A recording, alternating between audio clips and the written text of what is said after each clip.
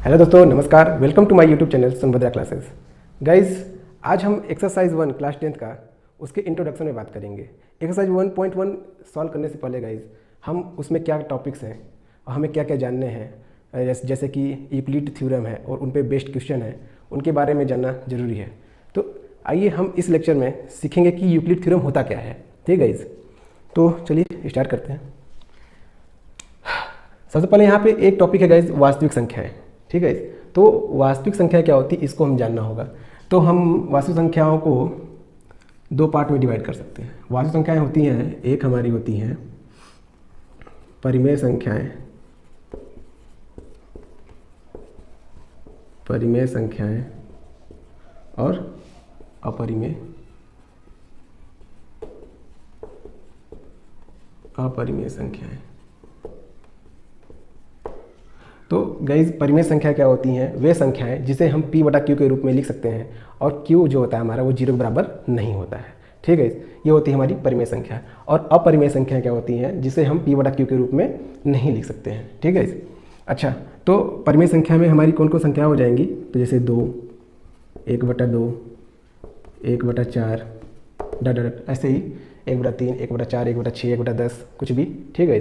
और अपरिमेय संख्याएं जो जितनी भी रूट वाली संख्याएं हैं, रूट वाली संख्या कहने का मतलब ये है गाइज कि हमारी ये संख्याएं परफेक्ट स्क्वायर ना हो। ठीक है, जैसे कि हमारा √4 है गाइज, ये हमारा परिमेय संख्या है क्योंकि ये 4 जो है वो 2 का परफेक्ट स्क्वायर है। ठीक है, तो कहने का मतलब क्या है कि √2 हो गया, √3 हो गया, आप लोगों को पता है, √5 हो गया, √7 हो गया, ये सब हमारी क्या है? अपरिमेय संख्या है। ठीक है, तो वास्तविक संख्याएं हमारे दो टाइप्स के होते हैं, परिमेय संख्याएं और अपरिमेय संख्याएं। तो परिमेय संख्याएं क्या होती हैं गाइज? परिमेय संख्याएं हमारे पूर्णांक भी आते हैं। तो पूर्णांक, इसी के साथ पूर्णांक को भी जान लेते हैं गाइज कि पूर्णांक क्या होता है। पूर्णांक को इंग्लिश में बोलेंगे इंटीजर गाइज। ठीक है, तो पूर्णांक क्या होता है आइए जानते हैं। पूर्णांक 0, 1, 2, 3, 4 एंड सो ऑन इनफाइनाइट तक। ठीक है, और सारे negative numbers and so on minus infinite तक। ठीक है, ये पूर्णांक होते हैं। पूर्णांक हमारे सारी धनात्मक संख्याएं और 0 और सारी ऋणात्मक संख्याएं, ये हमारी पूर्णांक होती हैं। ठीक है, तो प्लस वाले को धनात्मक पूर्णांक कहेंगे और माइनस वाले को ऋणात्मक पूर्णांक कहेंगे। अब आइए गाइज, हमें जो सीखना है इस चैप्टर में उस पर बात करते हैं कि यूक्लिड विभाजन प्रमेय क्या। यूक्लिड विभाजन प्रमेय का ये क्या होता है गाइस? यूक्लिड विभाजन प्रमेय का क्या होता है गाइस, इसके बारे में जानते हैं। तो देखिए गाइस, यूक्लिड विभाजन प्रमेय का क्या होता है? ये क्या है कि यूक्लिड विभाजन प्रमेय का हमारे पास जैसे दो धनात्मक पूर्णांक है। ठीक है, मान लिया हमारा एक धनात्मक पूर्णांक a है और दूसरा है b। अगर जब हमारा a धनात्मक पूर्णांक b से क्या हो? विभाजित हो। ठीक है, तो हमें कुछ ना कुछ शेषफल प्राप्त होगा। ठीक है, और अब जब शेषफल प्राप्त होगा तो इसी को हम लंबी विभाजन प्रमेय का भी बोल देते हैं। ठीक है, अब लंबी विभाजन प्रमेय का भाग क्या है? भाग जो हम करते हैं स्टेप वाइज, जैसे हम यहाँ पे यूक्लिड विभाजन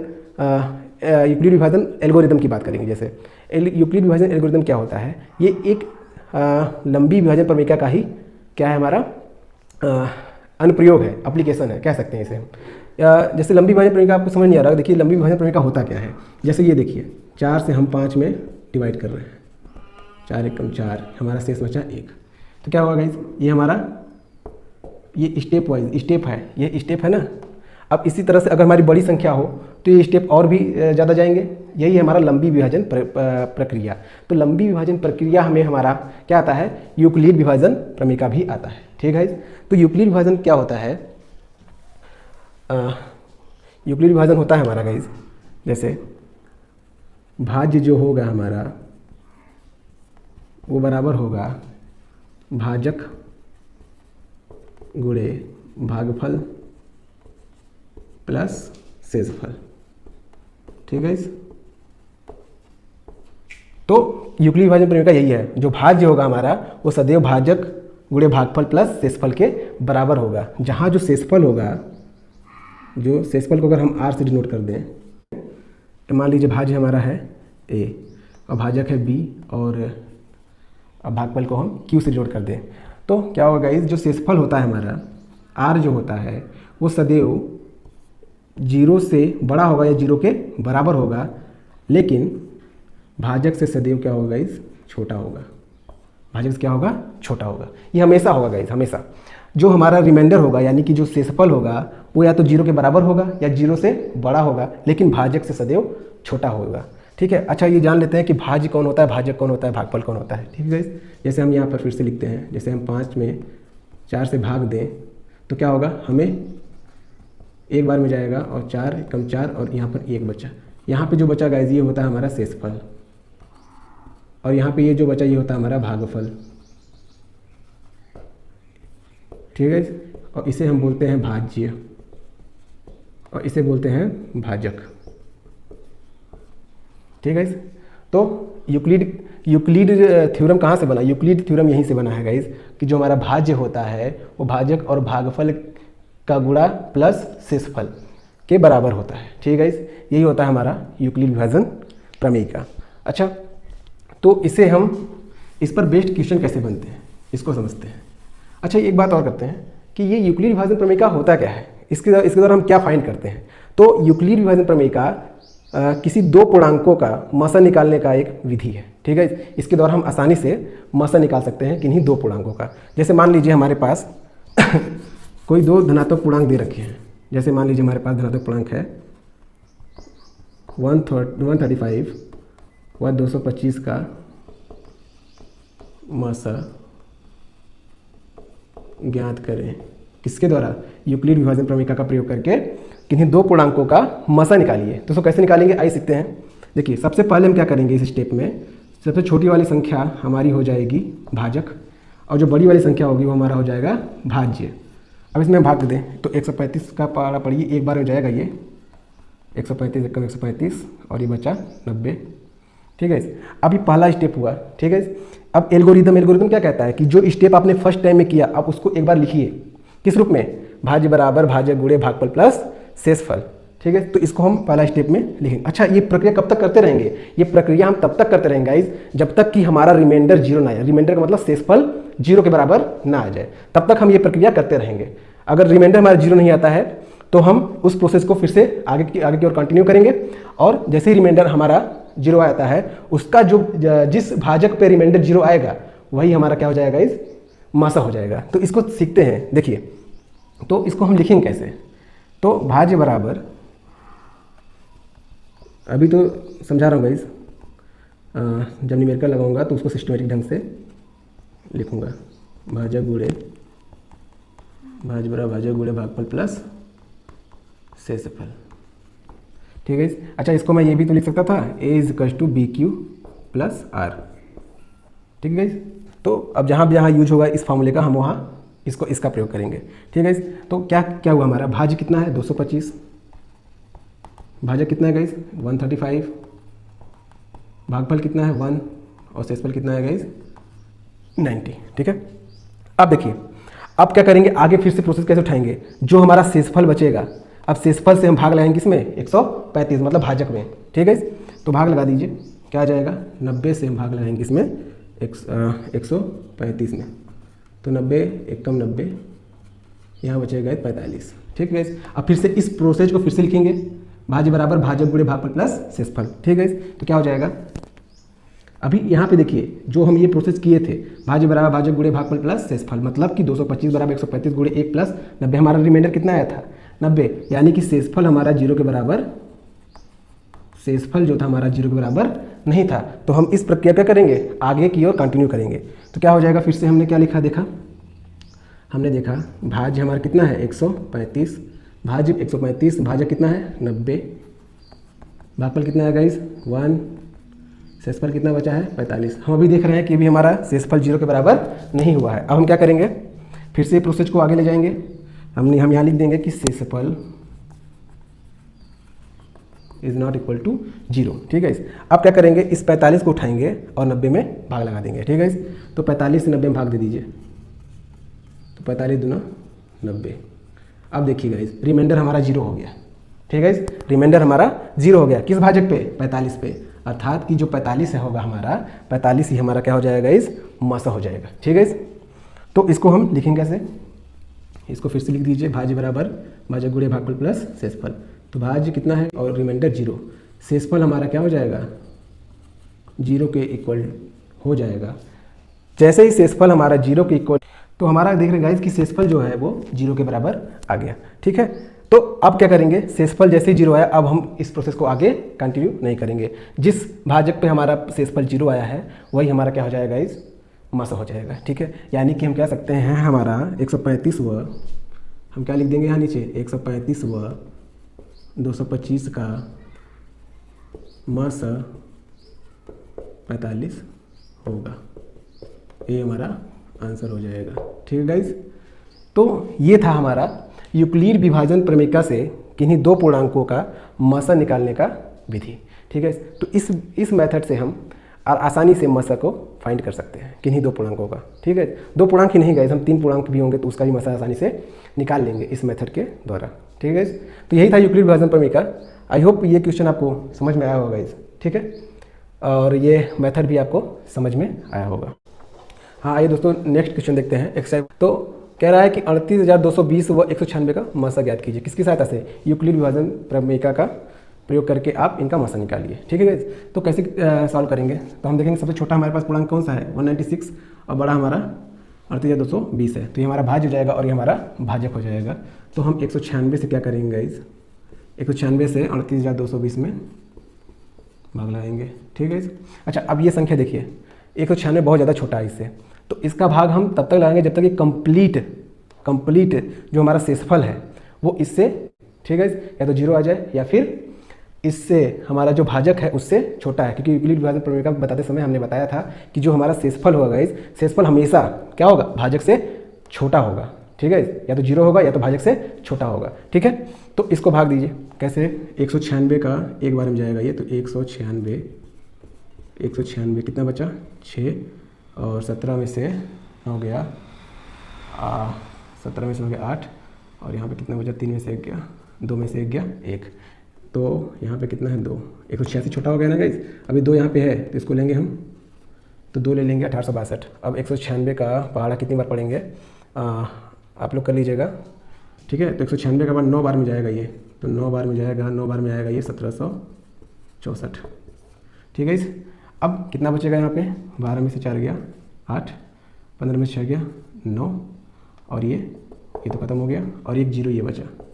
अच्छा 196 का पहाड़ा 5 बार करिए तो आपका 980 आ जाएगा, तो ये आ जाएगा 980। तो हम देख रहे हैं गाइस कि 196 से ही ये कंप्लीट क्या हो जा रहा है, पूरा का पूरा शून्य आ जा रहा है, मतलब शेषफल हमारा क्या हो रहा है 196 पर ही हमारा 0 आ जा रहा है। तो इन दोनों संख्याओं का मसा क्या हो जाएगा इस 196 ही हो जाएगा। तो हम इसको लिखेंगे कैसे, तो भाज्य बराबर भाजक गुणे भागफल प्लस शेषफल। ठीक है, तो भाज्य हमारा कितना हो गया 38,220, भाजक कितना है गाइस 196, भागफल कितना हो गया, भागफल हमारा हो गया 195 और रिमाइंडर कितना है 0। तो अब हम यहाँ पे क्या करेंगे, हमारा हम देख रहे हैं कि शेषफल हमारा क्या हो गया, शेषफल जो हो गया वो 0 के इक्वल हो गया। जब शेषफल 0 के इक्वल हो गया तो हमें कुछ करना नहीं आगे, हमारा जो भाजक है वही हमारा क्या हो जाएगा, मसा हो जाएगा। अगर शेषफल 0 ना होता तो हम क्या करते, इसको कट करते, शेषफल इज नॉट इक्वल टू 0 और फिर से प्रोसेस क्या करते, जितना शेषफल बचा था वो भाजक से क्या करते फिर से भाग देते। ठीक है, तो हमारा लेकिन यहाँ पे तो इक्वल आ गया है तो हमें आगे करने की ज़रूरत नहीं है। अतः 38,220 व 196 का मसा बराबर 196, ये हमारा क्या होगा इस आंसर हो जाएगा। ठीक है, ओके, आई होप क्वेश्चन समझ में आया होगा, बहुत ही आसान तरीका है, आप आराम से इसे सॉल्व कर सकते हैं। ठीक है, आइए नेक्स्ट क्वेश्चन देखते हैं। तो आइए गाइस अगला एक्सरसाइज 1.1 का अगला क्वेश्चन, अगला मतलब पहला का ही तीसरा पार्ट, इसे देखते हैं। तो इस क्वेश्चन देखिए 868 व 255 का मसा ज्ञात करिए, किसके द्वारा, यूक्लिड विभाजन प्रमेयिका का। अब तक तो आप सीख चुके होंगे यूक्लिड विभाजन प्रमेयिका।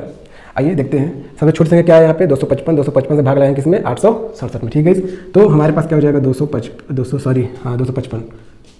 255 से आप भाग लगाइए 867 में कितनी बार में जाएगा गाइस? 3 5 15, 3 बार में जाएगा। 3 5 15, 3 5 15, 1 16, 3 2 6 1 7, कितना बचा? 2 0 1। तो ये पहला स्टेप हो गया। तो हम एल्गोरिथम का प्रयोग कैसे प्रयोग करेंगे? तो हमारे पास क्या होता है फॉर्मूला? भाज्य बराबर भाजक गुणे भागफल प्लस शेषफल। ठीक है। तो भाज्य कितना है हमारे पास? 867, भाजक 255, भागफल कितना है? 3, और शेषफल कितना है? 102। हम यहाँ देख रहे हैं गाइस कि हमारा जो शेषफल है वो 0 के बराबर नहीं है। तो क्या करेंगे? लिखेंगे यहाँ पे, यहाँ शेषफल इज नॉट इक्वल टू 0। जब शेषफल 0 बराबर नहीं आया है तो हम प्रोसेस को आगे ले चलेंगे। ठीक है गाइस। तो आगे देखिए, तो अब क्या करेंगे हम? हमारे पास शेषफल जो बचा है उससे हम भाग लाएंगे किस में? 255 में। तो 102 का बड़ा आप 2 बार ले जाइए तो यह जाएगा 2 दूना 4, 0 2 कम 2, कितना बचा? 1, और यहाँ पे 5, यहाँ पे 0। अब अगला प्रोसेस, अभी भी हमारा शेषफल क्या हुआ है? 0 नहीं आया है। ठीक है। तो अब इसको लिखिए आप, कैसे लिखेंगे? 255 हमारा क्या है? भाज्य, भागफल कितना है? सॉरी, भाज्य कितना है? 102, और भागफल है 2, और रिमाइंडर है हमारा शेषफल है 51। ठीक है। अच्छा, अभी भी हम देख रहे हैं कि हमारा शेषफल 0 के बराबर नहीं है। शेषफल इज नॉट इक्वल टू 0। तो क्या करेंगे? फिर से अब आगे इस प्रोसेस को ले चलेंगे। तो हमारे पास क्या है? शेषफल 51। अब 51 से भाग लाएंगे किसमें? 102 में। ठीक है। तो 51 से 102 में आप भाग लाएंगे, कितना आ जाएगा? तो 51 दूना 2 कम 2, 2 पंचे 10, ये तो कट गया। ठीक है। मतलब शेषफल हमारा कितना बच गया? 0। कहने का मतलब क्या है? भाजक 51 पे हमारा कितना शेषफल बचा? 0। तो 51 हमारा क्या हो जाएगा? मासा हो जाएगा। ठीक है।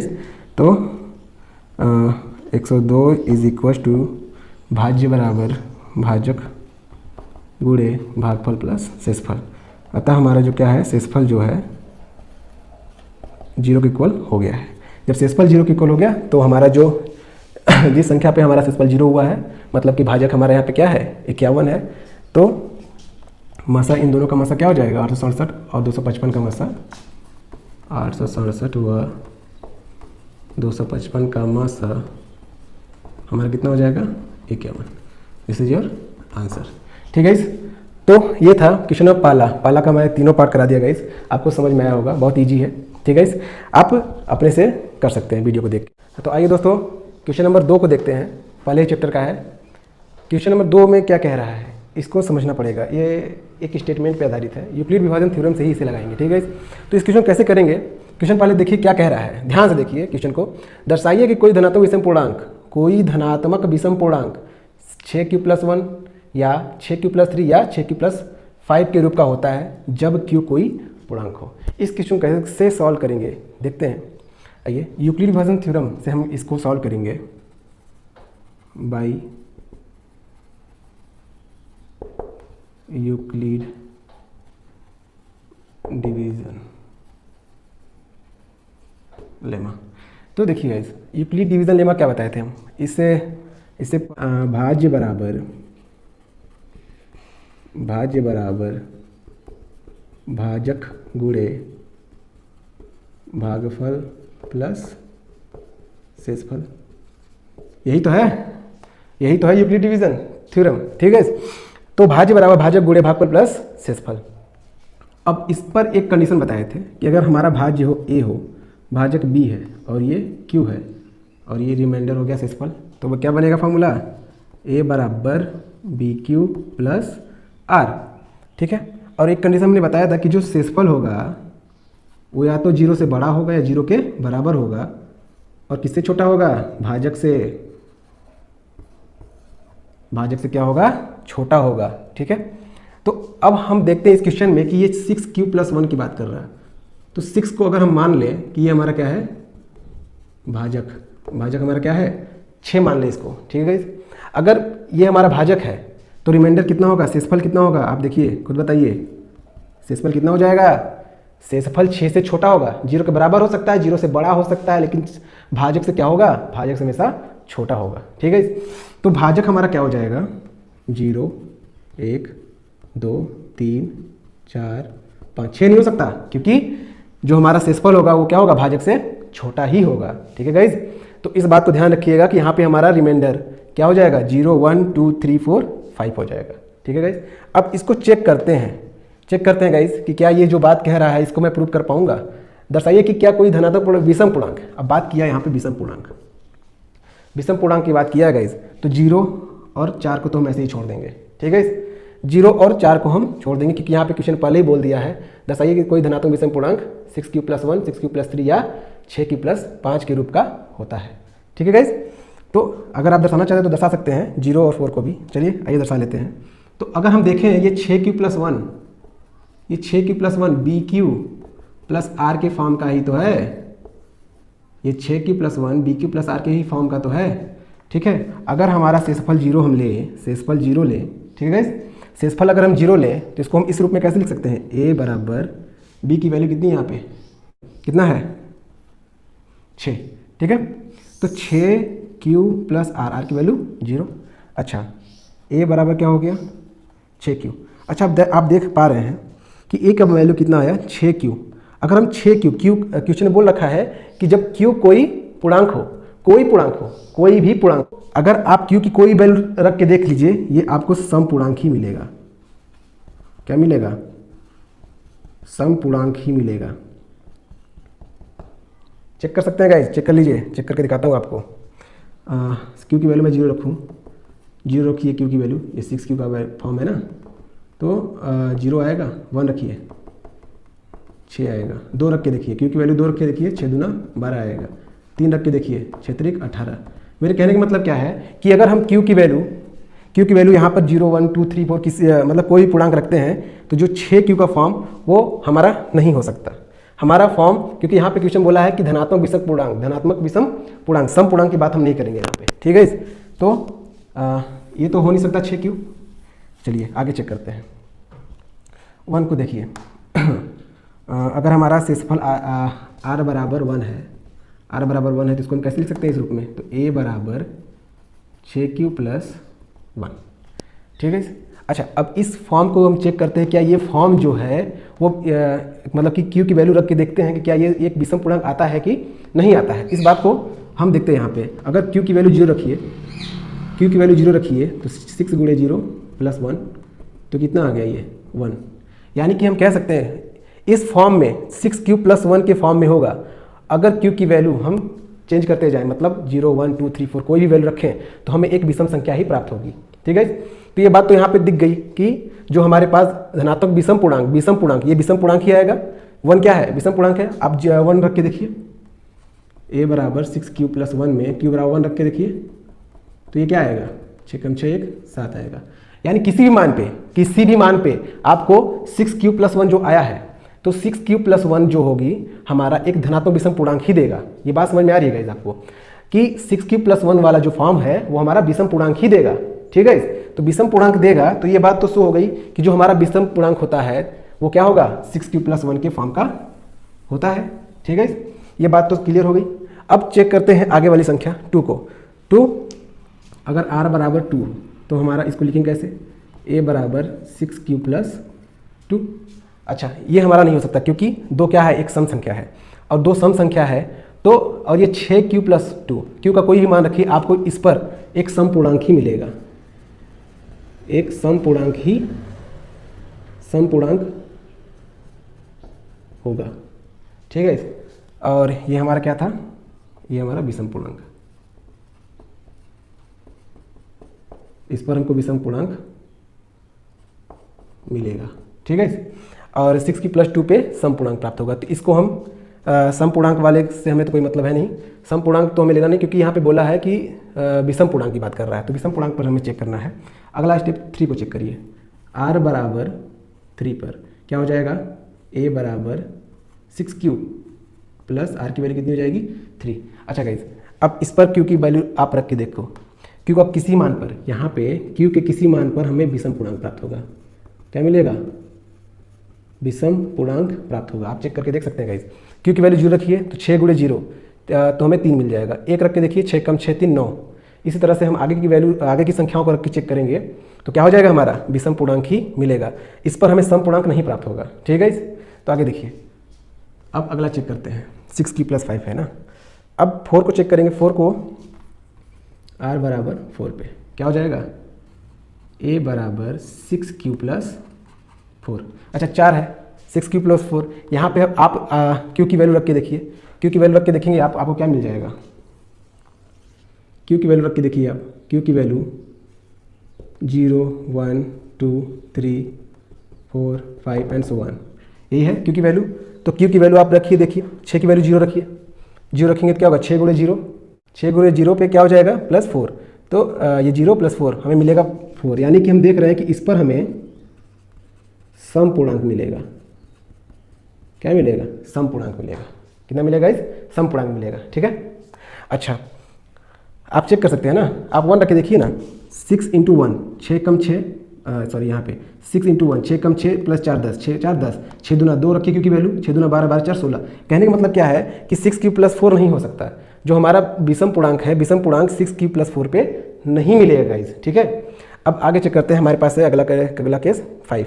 अगर r बराबर 5 है, अगर r बराबर 5 है तो क्या होगा, ये हमारा a बराबर 6q+5, ठीक है, a बराबर 6q+5। अच्छा अब यहाँ पे q का वैल्यू चेक करिए आप, q की वैल्यू आप 0 1 2 कुछ भी रख सकते हैं। तो आप 0 रख के देखिए, 6 गुणा 0 + 5 तो ये 5 मिलेगा। 1 रख के देखिए तो a बराबर 6 + 5 11 मिल जाएगा। 2 रख के देखिए, 6 दूना 12 5 17। यानी कि हम देख रहे हैं कि 6q+5 पर भी हमें क्या मिल रहा है, विषम पूर्णांक मिल रहा है, वो भी कैसा, धनात्मक विषम पूर्णांक मिल रहा है, ठीक है। अच्छा गाइस हम देख रहे हैं इन सब कंडीशनों को, इससे हमें पता चल रहा है कि जो हमारे विषम पूर्णांक है, सारे के सारे विषम पूर्णांक किस पे मिले हैं। एक तो मिला है 6q+1 पे मिला विषम पूर्णांक, अगला किस पे मिला, 6q+3 पर विषम पूर्णांक मिल रहा है, और अगला किस पे मिल रहा है गाइस, 6q+5 पर हमें विषम पूर्णांक प्राप्त हो रहा है, ठीक है। तो हम देख रहे हैं हमें 6q पर विषम पूर्णांक नहीं मिलेगा, ना ही 6q+4 पे, ना ही 6q+2 पे, इन सब पे हमें क्या मिलेगा, समपूर्णांक ही मिलेगा। तो इससे हमें इस तरह से इस सवाल को हम प्रूव कर सकते हैं, शो कर सकते हैं कि जो हमारे पास धनात्मक विषम पूर्णांक होते हैं वो 6q+1 6q+3 या 6q+5 के रूप का होता है। कब, जब q हमारा कोई पूर्णांक हो, ठीक है गाइस। तो इसको हम यहाँ लिख सकते हैं कि अतः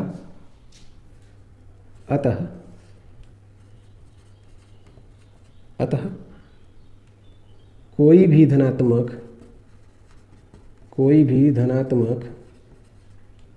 विषम पूर्णांक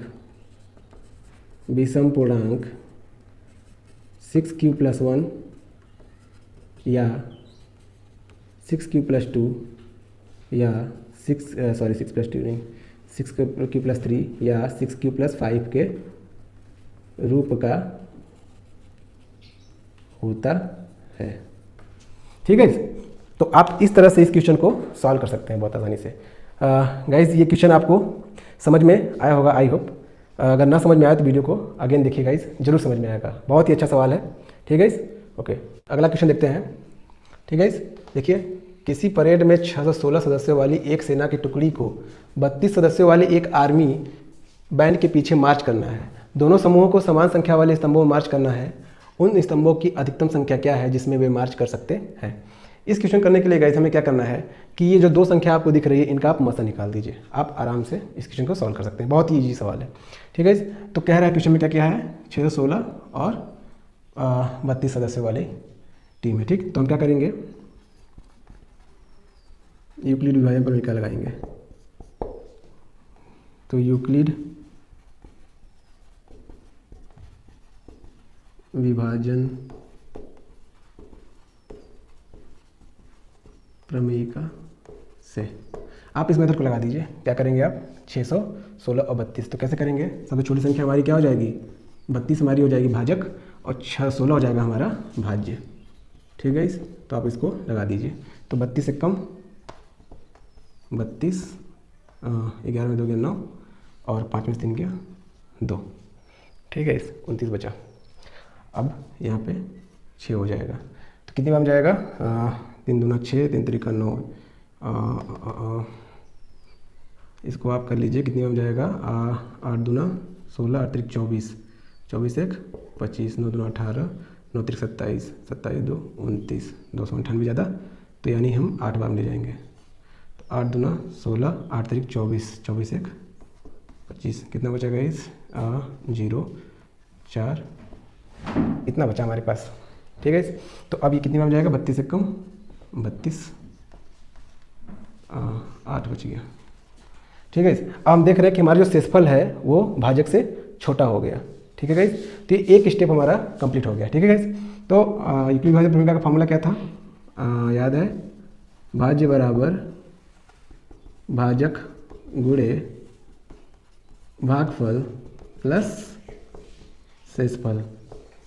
ठीक है, तो भाज्य कितना है हमारे पास, भाज्य है 616 बराबर भाजक कितना है 32 और 181 भागफल और शेषफल हमारा कितना आया 8। अभी हमारा क्या हुआ, शेषफल 0 के बराबर, शेषफल इज नॉट इक्वल टू 0। अब क्या करेंगे, जो शेष बचा है उसे हम किसमें भाग देंगे, इस भाजक में 32 में। तो 32 में भाग दीजिए, कितना बचेगा 8 चौका 32, शेषफल आ गया हमारा 0। तो क्या हो जाएगा फिर से, 32 हो गया भाज्य, 8 हो गया भाजक, 4 हो गया भागफल और शेषफल आ गया 0। तो यानी कि 8 संख्या 8 पर हमारा शेषफल आया 0, मतलब मासा कितना हो जाएगा, मासा बराबर 8। ठीक है, यानी कि दोनों समूहों को समान संख्या वाले स्तंभों में मार्च करना है। उन स्तंभों की अधिकतम संख्या क्या है जिसमें वे मार्च कर सकते हैं। तो ये स्तंभों की अधिकतम संख्या क्या हो जाएगी, स्तंभों की अधिकतम संख्या बराबर 8 होगी। ठीक है, आई होप ये क्वेश्चन आपको समझ में आया गाइज। ठीक है, ओके गाइज, थैंक यू। हाँ, तो हम लोग अगले क्वेश्चन की बात करेंगे। अगला क्वेश्चन है गाइज, देखिए यूक्लिड, क्वेश्चन नंबर कौन सा है ये, क्वेश्चन नंबर 4, एक्सरसाइज 1.1 का क्वेश्चन नंबर 4। अब पर्चे की बात नहीं करेंगे गाइज, अब हम लोग अभ्यास एक्सरसाइज कर रहे हैं ना। ठीक है, तो कह रहा है क्वेश्चन में, यूक्लिड विभाजन प्रमेय का प्रयोग करके दर्शाइए कि किसी धनात्मक पूर्णांक का वर्ग, नोट कीजिए यहाँ पे, धनात्मक पूर्णांक का वर्ग किसी पूर्णांक m के लिए 3m या 3m+1 के रूप का होता है। तो इस क्वेश्चन को कैसे सॉल्व करेंगे इस। ठीक है, आइए देखिए, यूक्लिड विभाजन, पहले तो याद होगा यूक्लिड विभाजन प्रमेय क्या था हमारे पास,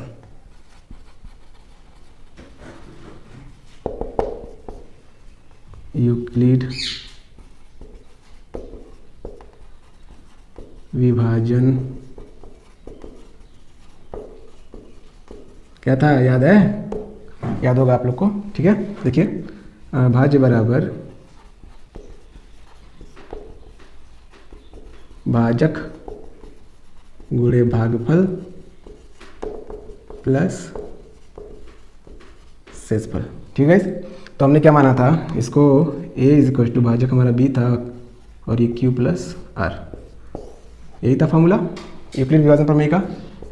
अच्छा, अब हम देखिए, इससे पहले क्वेश्चन में सॉल्व किए थे कि धनात्मक विषम पूर्णांक जो होता है हमारा 6q+1 या 6q+3 या 6q+5 की फॉर्म का होता है। ठीक है, तो उस क्वेश्चन में हमने क्या था माना था 6 को भाजक, तो यहाँ पे हमारा भाजक क्या है, भाजक हमारा 3 है। ठीक है, तो अगर हम भाजक को 3 लें, ठीक है, अगर हमारे पास भाजक 3 है, भाजक अगर हमारे पास 3 है तो शेषफल क्या हो जाएगा, शेषफल हो जाएगा 0 1 2, यही होगा, क्योंकि जो हमारा शेषफल होगा वो भाजक से हमेशा क्या होगा, छोटा होगा, 0 के बराबर होगा, 0 से बड़ा होगा। ठीक है, तो अगर हम शेषफल को 0 लेते हैं, अगर r को 0 लेते हैं तो a क्या मिलेगा, a बराबर b की जगह पे क्या लेंगे हम 3q,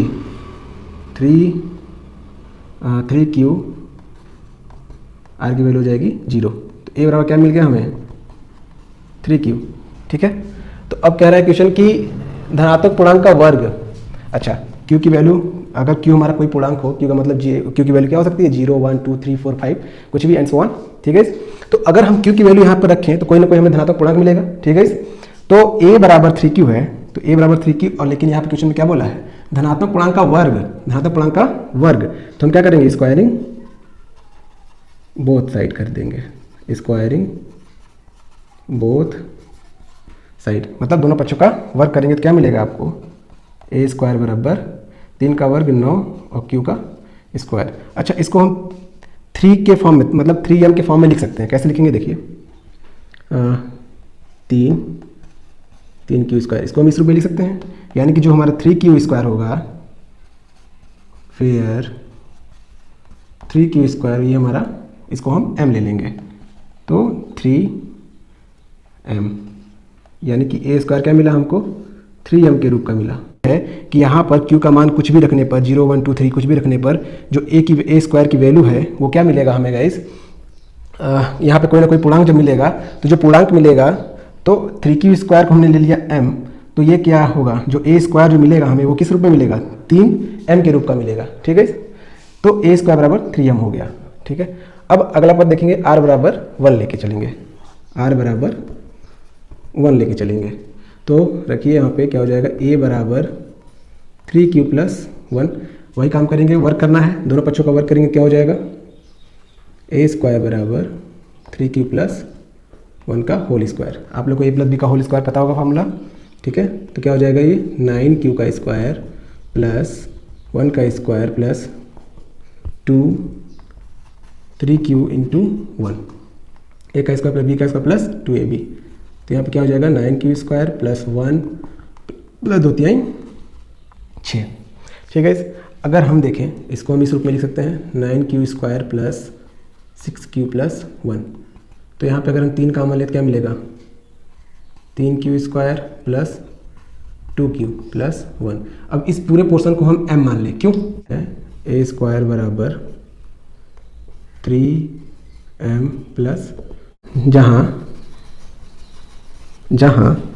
3q m बराबर क्या है, 3q plus 3q square plus 2q है।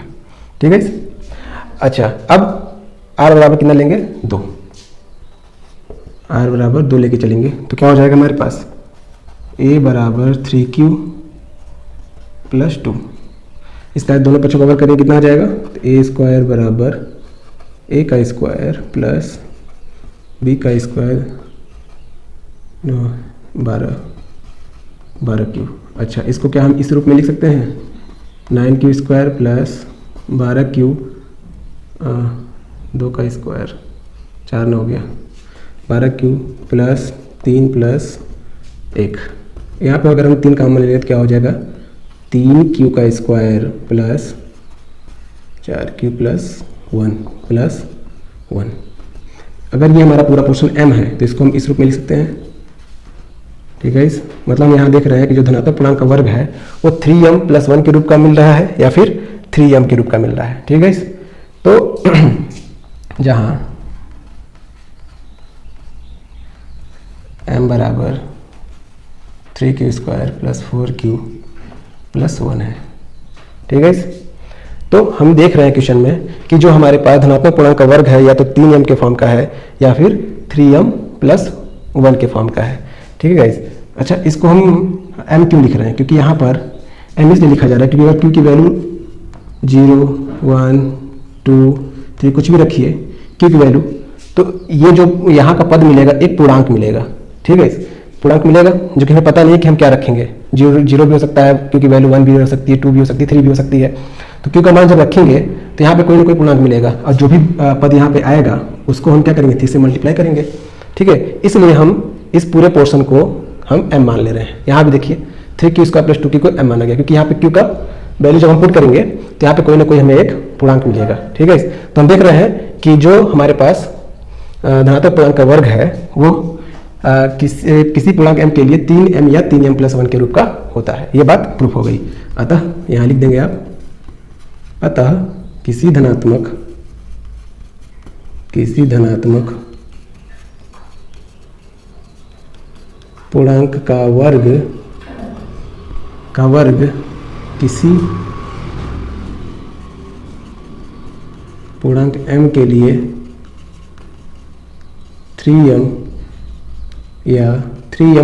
पूर्णांक m के लिए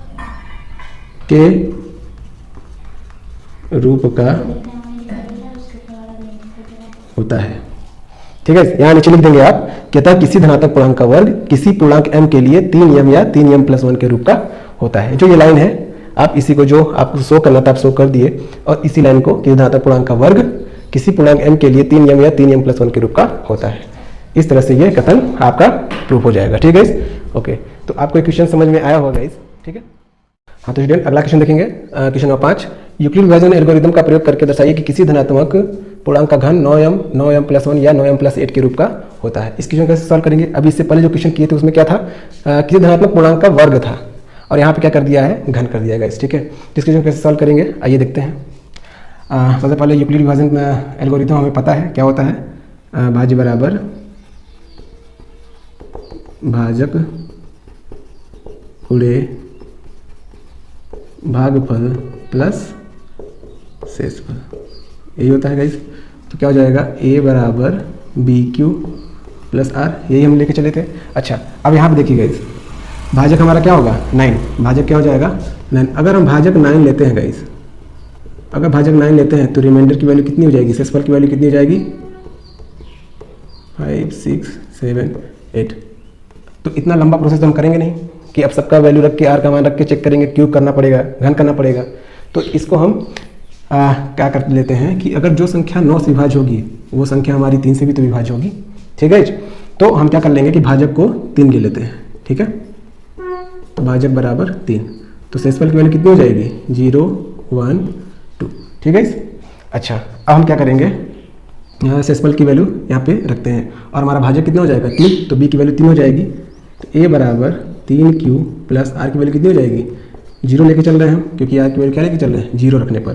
तो a बराबर 3q, अब क्या करेंगे दोनों पक्षों का घन करने पर, ठीक है। तो घन करिए तो क्या हो जाएगा, a का क्यूब बराबर 3 का क्यूब कितना हो जाएगा 27 क्यूब, ठीक है। इसको हम इस रूप में लिख सकते हैं गाइस, 9 × 3q का क्यूब। अब ये q वाला पद जो है 3q का क्यूब, इसे हम m ले लें तो क्या हो गया, जो हमारे पास अगर m का मान यहाँ पे q का मान अगर 0, 1, 2, 3 एंड सो ऑन कुछ भी हो सकता है, क्योंकि q क्या है कोई पूर्णांक हम लेके चलेंगे, ठीक है। तो q की वैल्यू क्या हो जाएगी 0, 1, 2, 3, 4 एंड सो ऑन अनगिनत तक। तो q की वैल्यू कुछ ना कुछ रखेंगे आप, तो वैल्यू जब इसको सॉल्व करेंगे तो कोई ना कोई पूर्णांक प्राप्त होगा गाइस। जब पूर्णांक प्राप्त होगा यानी कि a का q का मान मिलेगा, ठीक है। तो एक जो हमारे पास धनात्मक पूर्णांक का घन है वो क्या हो जाएगा 9m के फॉर्म का हो जाएगा, ठीक है गाइस। अब क्या करेंगे, r की वैल्यू 1 रख के चेक कर लीजिए। r की वैल्यू 1 रखने पर तो क्या हो जाएगा, a बराबर 3q प्लस 1, दोनों पक्षों घन करिए तो a का क्यूब बराबर हो जाएगा, ये हो जाएगा a का क्यूब प्लस 1 का क्यूब प्लस 3 3 का 9 क्यूब, ब्रैकेट में 3q प्लस 1, ये हो गया। अब ये हो जाएगा हमारे पास 27 क्यूब का क्यूब और ये 1 का क्यूब 1 हो जाएगा और ये 9 त्रिक 27 क्यूब का स्क्वायर प्लस 9 क्यूब। अब क्या करेंगे, इसको हम ऐसे लिख सकते हैं 27 क्यूब का cube plus 27 cube square plus 9 cube plus 1। अब यहाँ से हम 9 कॉमन लेंगे तो क्या बचेगा 3 प्लस 3, यहाँ स्क्वायर होगा और यहाँ हो जाएगा क्यूब, ठीक है इस, और ये प्लस 1 बाहर। अब ये जो सारे के सारे क्यू वाले टर्म है इसको हम क्या कर लेंगे m मान लेंगे, 9m प्लस, ठीक है। तो यहाँ पे हम देख रहे हैं कि जो हमारे पास a का क्यूब है वो किस रूप में मिल रहा है 9m प्लस 1 के फॉर्म का मिल रहा है, ठीक है। कब जब हम रिमाइंडर 1 लेके चले तो जब दोनों पक्षों क्यूब किए तो हमें a का क्यूब क्या मिला 9m प्लस 1 के रूप का मिला, ठीक है।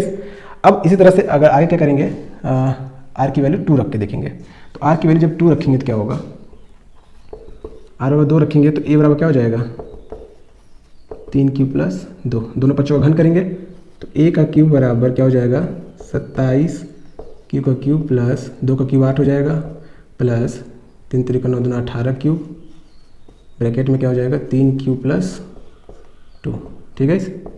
अब 27 क्यू का क्यूब प्लस 8, 18 छत्तीस आते हैं 54 क्यू का स्क्वायर प्लस 36 क्यूब।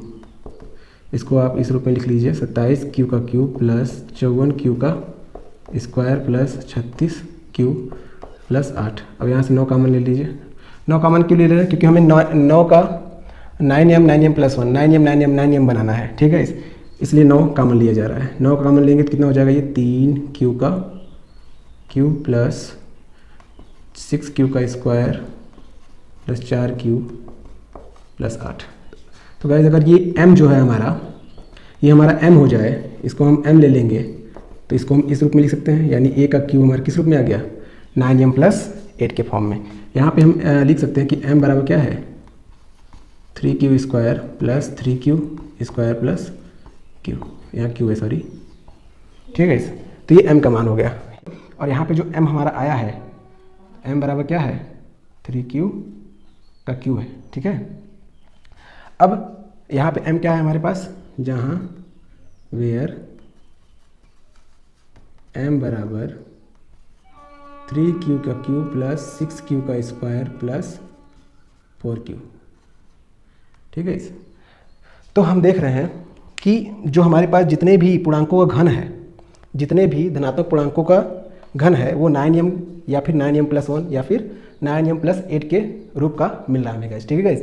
तो यहाँ पे एक चीज़ देखने को मिल रहा है कि यहाँ पे m क्यों ले रहे हैं, अभी हमने बताया था m का यहाँ पे क्योंकि जो पूर्णांक है, क्यों कोई पूर्णांक है यानी कि क्यू की वैल्यू क्या हो सकती है 0 1 2 3 4 5 एंड सो ऑन।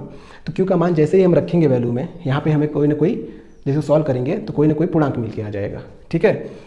तो कहने का मतलब यही है कि किसी धनात्मक पूर्णांक का घन वो किस रूप में मिलेगा, या तो 9m के फॉर्म का होगा, या फिर 9m प्लस 1 के फॉर्म का होगा, या फिर 9m प्लस 8 के फॉर्म का होगा, ठीक है। इस प्रकार से इस सवाल को हम कर सकते हैं गाइस, ठीक है।